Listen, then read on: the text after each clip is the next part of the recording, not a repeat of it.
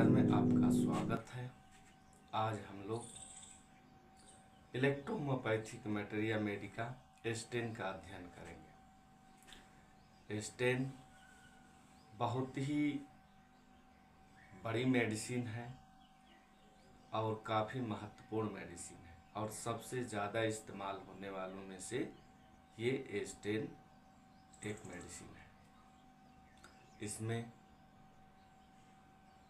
जो है कई चिकित्सक ऐसे हैं जो अपनी चिकित्सा की पूरी प्रैक्टिस स्टेन और S1 के इस्तेमाल से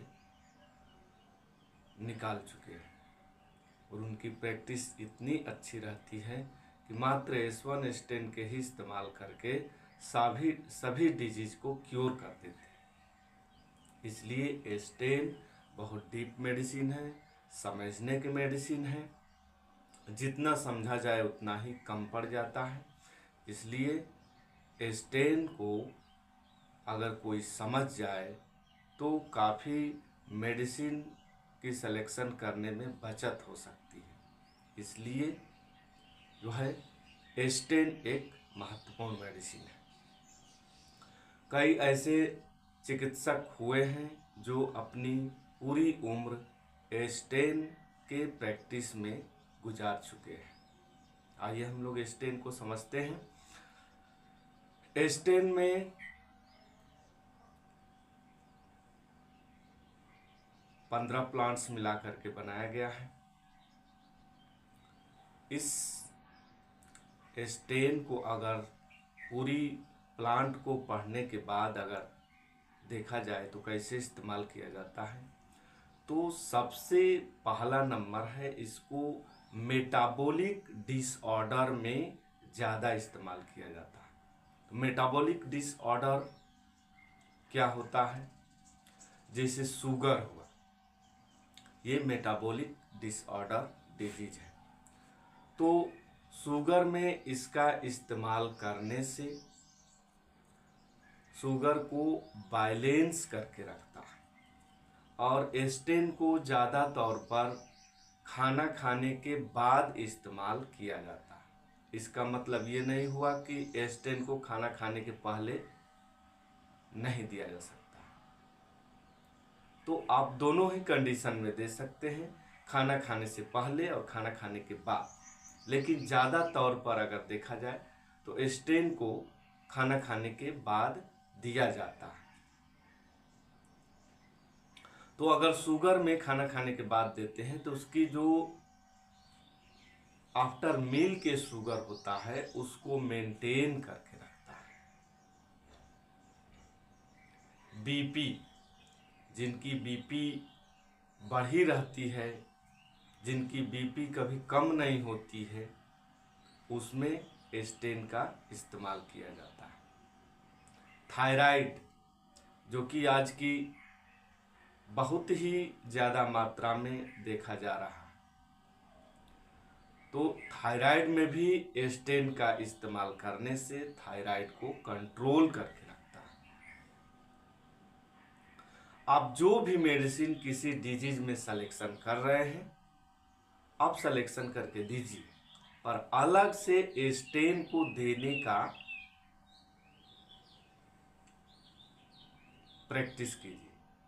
अगर अलग से स्टेन देते हैं तो आपकी जो रोग ठीक होने की प्रतिशत है वो बढ़ जाता है।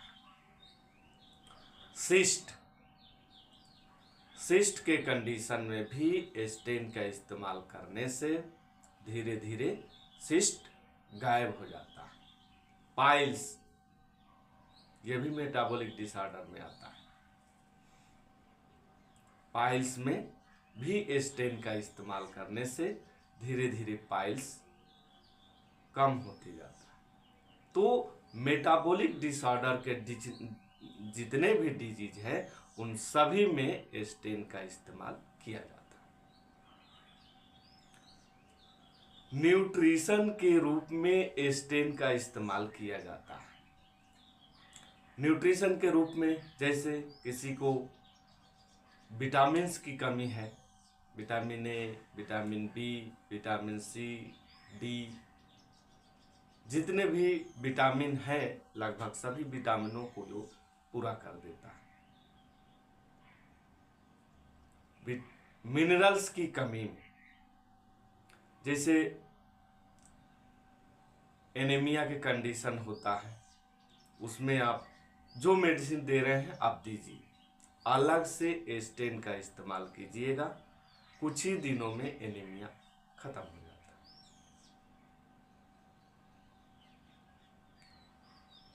कमजोरी, वैसी कमजोरी जो कोई पुराने बीमारी की वजह से हो, या ऐसा कमजोरी जो ओल्ड एज का हो, यानी जो कोई डिजीज से अगर कमजोर हो गया है, या कोई किसी वृद्धावस्था की वजह से कमजोर हो गया है, आप उनको प्रैक्टिस में निश्चित ही स्टेन का इस्तेमाल करें, कुछ ही दिनों में उनकी कमजोरी दूर हो जाएगी। तो इस तरीके से न्यूट्रिशन के रूप में भी आप इसको बहुत ही ज्यादा मात्रा में इस्तेमाल कर सकते हैं। डाइजेस्टिव सिस्टम पर अगर देखा जाए तो स्टेन का इस्तेमाल कैसे किया जाता है, तो डाइजेस्टिव सिस्टम पर माउथ से लगाकर एनस तक की कोई गड़बड़ी हो, जैसे मुंह में सलाइवा का कम बनना,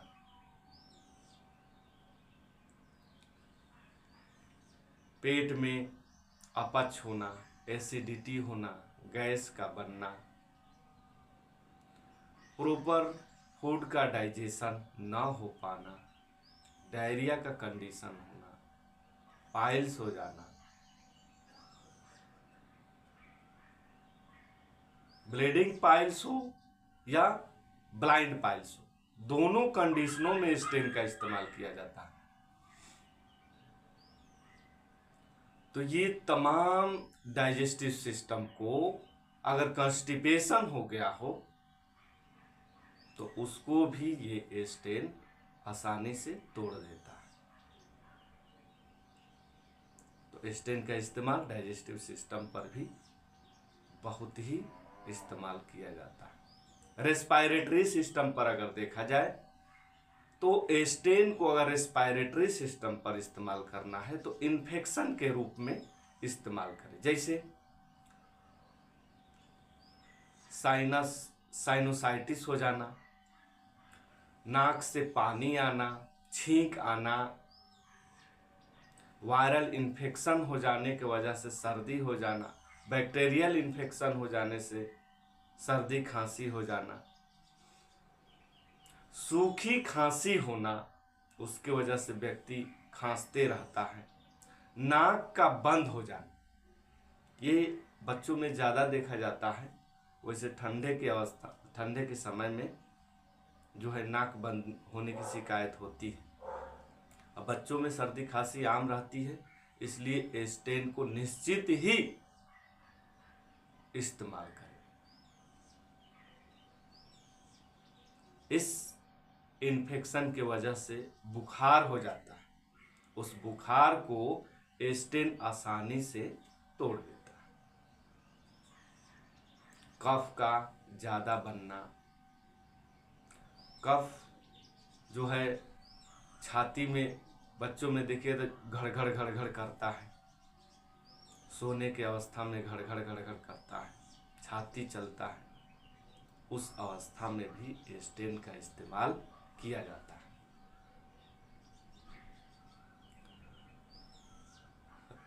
रिप्रोडक्टिव सिस्टम पर अगर देखा जाए तो स्टेन का इस्तेमाल कैसे किया जाता है।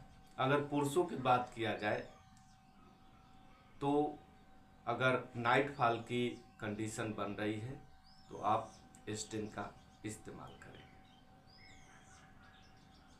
यदि बार बार नाइट फॉल की शिकायत हो तो उसमें स्टेन 200 में अगर इस्तेमाल करेंगे तो कुछ ही दिनों में ये शिकायत बंद हो जाती है। टेस्टोस्टेरोन की कमी हो रही है या न बन रहा हो या पतला बन रहा हो, स्पर्म की कमी आ रही हो, तो उस कंडीशन में स्टेन के इस्तेमाल करने से, स्टेन D3 पिल्स का इस्तेमाल करने से लाभ मिलता है। अगर महिलाओं का देखा जाए तो महिलाओं में लिकोरिया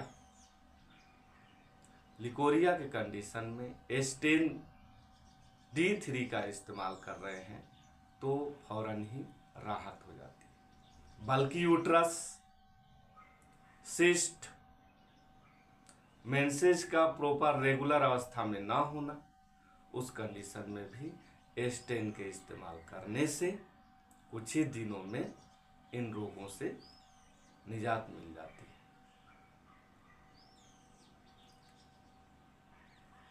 तो स्टेन का इस्तेमाल नर्वस सिस्टम पर अगर करना हो तो कैसे करेंगे?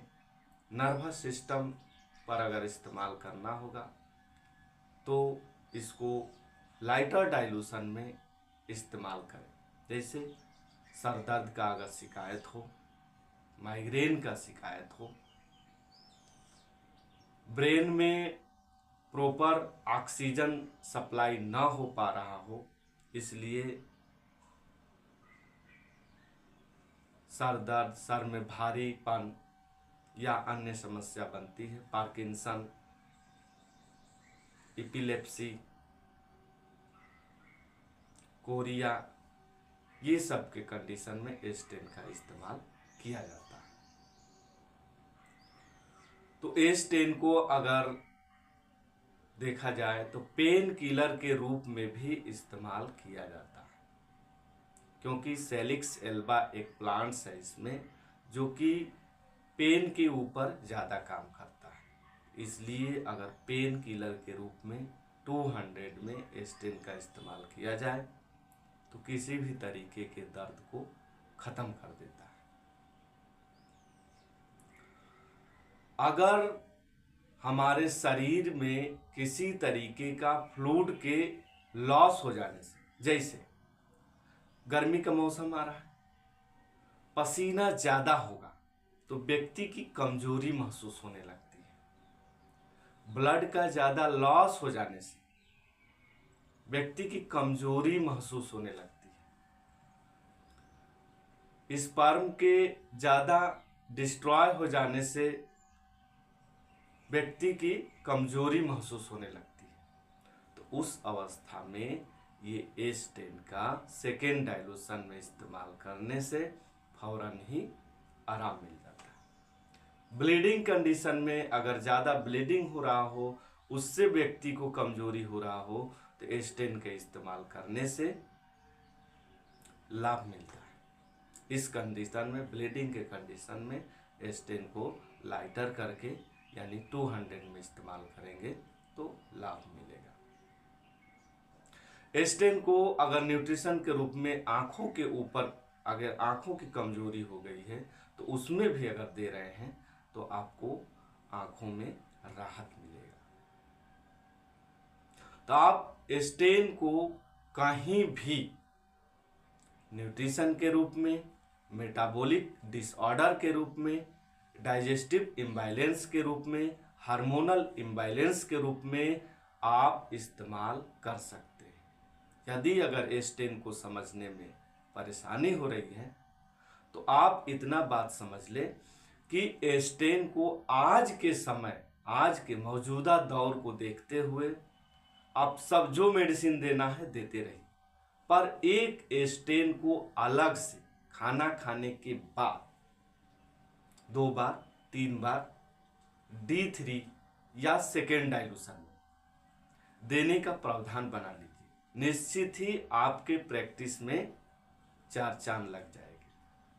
तो आप सभी पेशेंट को आज के दौर को देखते हुए स्टेन को दे सकते हैं। अच्छा लगे तो लाइक करें, सब्सक्राइब करें। धन्यवाद।